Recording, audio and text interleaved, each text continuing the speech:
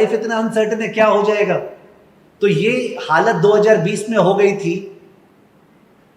And therefore star Health का अगर आपने देखेंगे फाइनेंशियल्स तो फिनोमिनल ग्रोथ, मतलब 40% प्लस ग्रोथ हो रहा था आईपीओ के पहले, 40% प्लस ग्रोथ आईपीओ के पहले। It was a high growth company. IPO जब हुआ उसके बाद 40 का, 35 का, 30 का, 25 का, 20, the growth rate came down to maturity level. So the IPO was priced according to a growth company, but post IPO there was a de-rating of the company.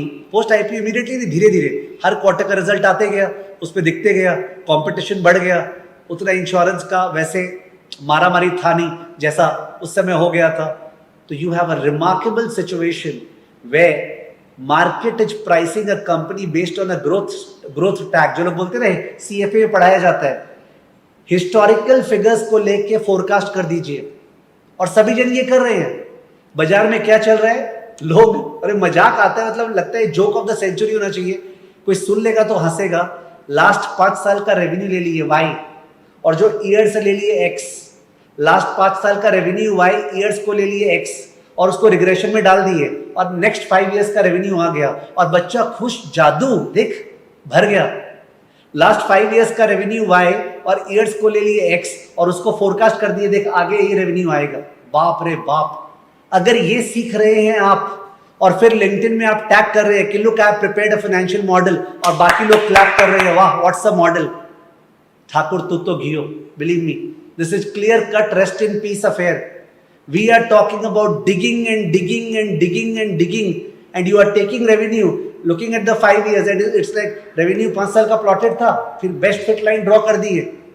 तुमको लग रहा है लाइफ ऐसे चल सकती है?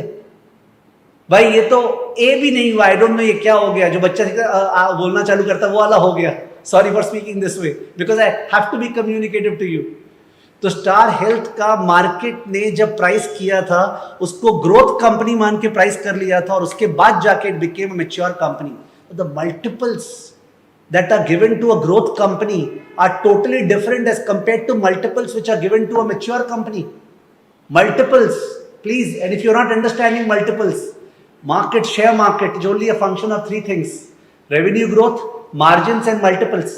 The share market is only a function of 3 things: revenue growth, margins and multiples. मैं 50 बार भी ये बोलूं तो कोई प्रॉब्लम नहीं है.